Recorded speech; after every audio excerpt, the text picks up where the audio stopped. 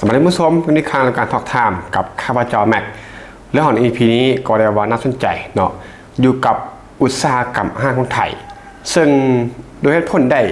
เป็นอย่างเพื่อนบ้านในอาเซียนจึงบ่สามารถเทียบเท่าหรือว่าเทียบเคียงเท่ากับประเทศไทยนอกจากเรื่องของการท่องเที่ยวแล้วก็ยังเว้าถึงเรื่องของอาหารเนาะซอฟต์พาวเวอร์เรื่องของอุตสาหกรรมอาหารการส่งออกต่างๆบอกได้ว่าไทยนั้นนำโด่งเนาะเป็นเบอร์หนึ่งในอาเซียนแล้วก็ถือขนาดนำว่าเป็นขัวอาหารของโลกท่านผู้ชมเขาจะมาโอลมวิเคราะห์พูดคุยกันมันให้ท่านผู้ชมนั้นได้ติดตามรับชมรับฟังไปนำกันมันนั้นได้ตั้งใจไปเฟ้นหาข้อมูลจากสื่อต่างประเทศเนาะสื่อสากลสื่อทางการของสหรัฐอเมริการวมถึงของประเทศไทยเนาะก็เป็นสำนักข่าวแล้วก็เป็นเพจเป็นเว็บไซต์ของทางการท่านผู้ชมของสากลของอเมริกาเนาะมันก็ตั้งใจไปรวบรวมข้อมูลรวมถึงการวิเคราะห์ข้อมูลต่างๆเขาจะไปอบรมไปพร้อมกันท่านผู้ชมติดตามชมพร้อมกันซึ่งไทยนั้นมักถือขนานนำว่าเป็นขัวของโลกเนาะด้วยซื้อเสียงด้านอาหารที่ว่าเรื่องลือดังไกลไปทั่วโลกทั้งในแง่ของรสชาติอาหารความหลากหลายของวัตถุดิบและก็ศักยภาพเรื่องการส่งออกท่านผู้ชมแล้วก็เมื่อวอลเทิงในอาเซียนเนาะเป็นอย่างบรรดาประเทศอาเซียนนั้นเพื่อนบ้านจริงสู้ไทยบ่ได้ท่านผู้ชมก็ได้ว่าไทยนั้นก็เป็นซอฟต์พาวเวอร์หลายเรื่องเนาะการท่องเที่ยวก็นำโด่งเพื่อนบ้านอยู่แล้วเรื่องของอาหารเรื่องของซอฟต์พาวเวอร์ในความโด่งดังแล้วก็ความมีชื่อเสียงของอาหารไทยก็เป็นเบอร์หนึ่งของอาเซียนท่านผู้ชมมาเริ่มหนึ่งเลยก็คือจุดแข็งของอุตสาหกรรมอาหารไทยท่านผู้ชมไทยนั้นมีทรัพยากรธรรมชาติที่ว่าหลากหลายเนาะเห็นให้สามารถผลิตอาหารได้แบบครบวงจรท่านผู้ชมทั้งเรื่องของข้าวผักปลาอาหารผลไม้อาหารทะเลเนื้อสัตว์รวมถึงสมุนไพรท่านผู้ชมไทยนั้นมีอุตสาหกรรมแปรรูปที่ว่าทันสมัยแล้วก็ได้มาตรฐานสากลท่านผู้ชมเช่นอาหารแช่แข็งอาหารกระป๋องแล้วก็อาหารพร้อมรับประทานท่านผู้ชมก็คืออาหารกึ่งเล็ดรูปเนาะซึ่งตัวนี้ต้องบอกว่าไทยนั้นก็คือโดดเด่นหลายแล้วก็คุณภาพรสชาติราคาก็คือมันลงตัวท่านผู้ชมสุดยอดเนาะเรื่องของปลากระป๋องต่างๆหรือว่าเรื่องของมาม่าเนาะบะหมี่กึ่งเล็ดรูปนี่ก็คือเพื่อนบ้านในอาเซียนเฉพาะก็คือลาวพม่าบ่แล้วก็เขมรแล้วก็อีกเวียดนามต่างๆก็คือต้องฮู้จักแหละเรื่องของบะหมี่ของประเทศไทยท่านผู้ชมก็ขึ้นซื้อหลายแล้วก็เรื่องของอาหารแปรรูปเนาะของ CP ต่างๆก็คือยอมรับว่ามาตรฐานราคา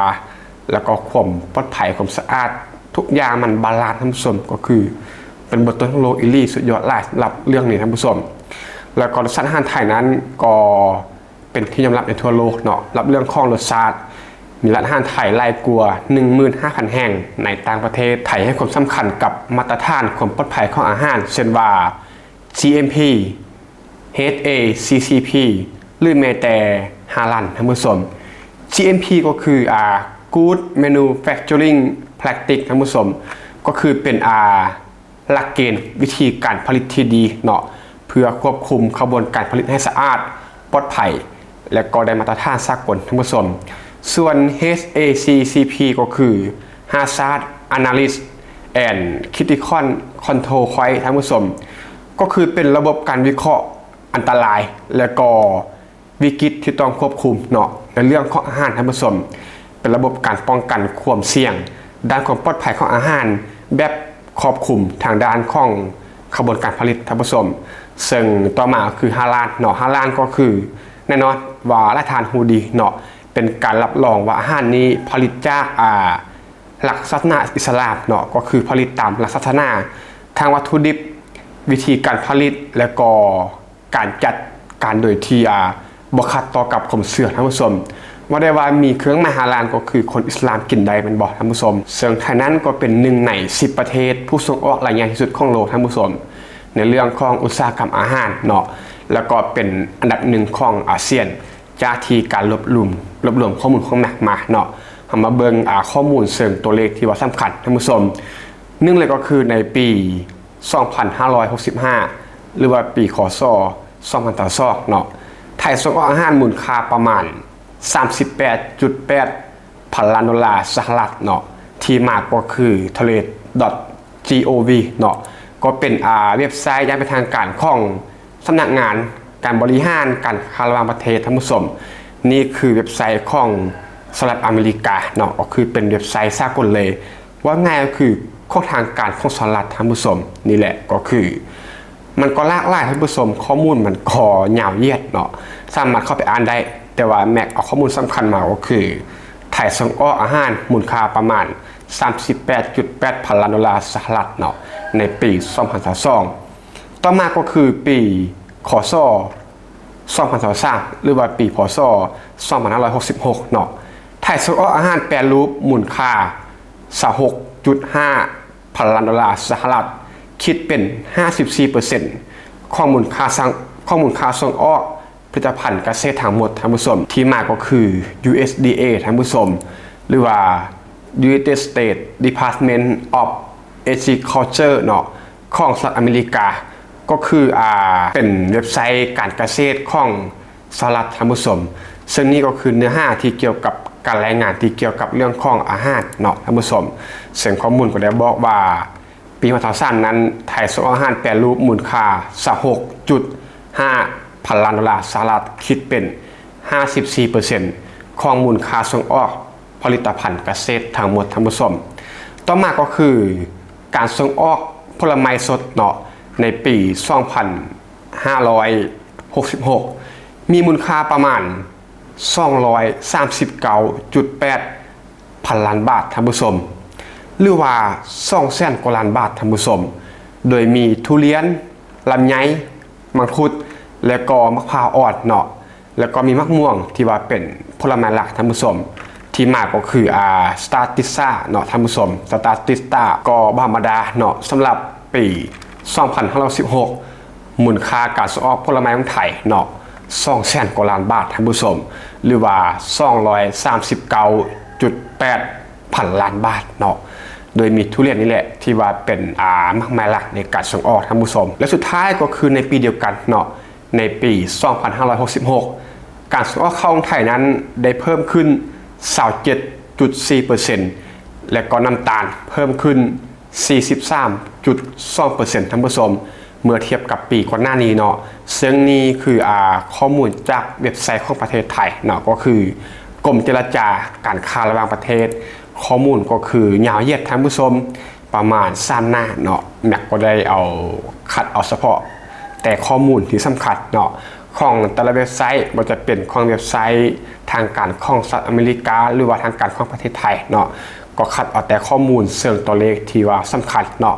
นี้ก็บอกได้ว่าไทยนั้นก็คือ1 ใน 10 ประเทศส่งออกเรื่องของอุตสาหกรรมอาหารท่านผู้ชมก็คือเป็นเบอร์ต้นๆของโลกในอาเซียนก็คงบ่ต้องบอกถึงเนาะเป็นเบอร์ 1อย่างแน่นอนสำหรับอุตสาหกรรมอาหารของประเทศไทยและนั่นก็คือข้อที่1เนาะจุดแข็งของอุตสาหกรรมอาหารของประเทศไทยมาต่อที่ข้อที่2ก็คือเปรียบเทียบกับประเทศเพื่อนบ้านในอาเซียนท่านผู้ชมซึ่งตัวนี้มันก็คือมีหลายประเทศเนาะเพื่อนบ้านอาเซียนก็มีหลายประเทศฉะนั้นแม็กจึงเว้าข้อมูลโดยรวมคร่าวๆถ้าให้มาวิเคราะห์แต่ละประเทศก็คือวิเคราะห์เวียดนามวิเคราะห์อินโดวิเคราะห์มาเลเซียนี่มันก็คือมันจะยาวท่านผู้ชมคิดเบิ่งว่าวิดีโอของมันจะเป็น2 ชั่วโมงเนาะแม็กก็จะเอาแบบผิวเผินคร่าวๆท่านผู้ชมเมื่อเปรียบเทียบกับเวียดนามเนาะเวียดนามนั้นโดดเด่นในเรื่องของการส่งออกกาแฟเนาะหลายทานคงจะฮู้ดีกาแฟแล้วก็ข้าวทะเลผลไม้แต่ระบบการแปรรูปนั้นอย่างบ่เท่าประเทศไทยท่านผู้ชมเรื่องความทันสมัยอาหารแปรรูประบบการแปรรูปอย่างบ่สู้ประเทศไทยแต่ว่าเรื่องของกาแฟนี่ก็คือเวียดนามเด่นเนาะแม็กกี้บ่ผิดก็คือเป็นเบอร์2ของโลกบ่ท่านผู้ชมก็คือเป็นเบอร์ต้นของโลกแหละ1 ใน 3ในการส่งออกกาแฟของเวียดนามต่อมาก็คืออินโดนีเซียเนาะอินโดนีเซียก็คือมีวัตถุดิบที่ว่าหลากหลายเช่นกันแต่ว่าอย่างคาดเทคโนโลยีการแปรรูปขั้นสูงเนาะแต่ว่าประเทศไทยนั้นมีสิ่งนี้แต่ว่าอินโดนั้นบ่มีท่านผู้ชมต่อมาคือมาเลเซียนั้นแข่งแกร่งในด้านของฮาลาลฟู้ดเนาะแน่นอนว่ามาเลเซียนั้น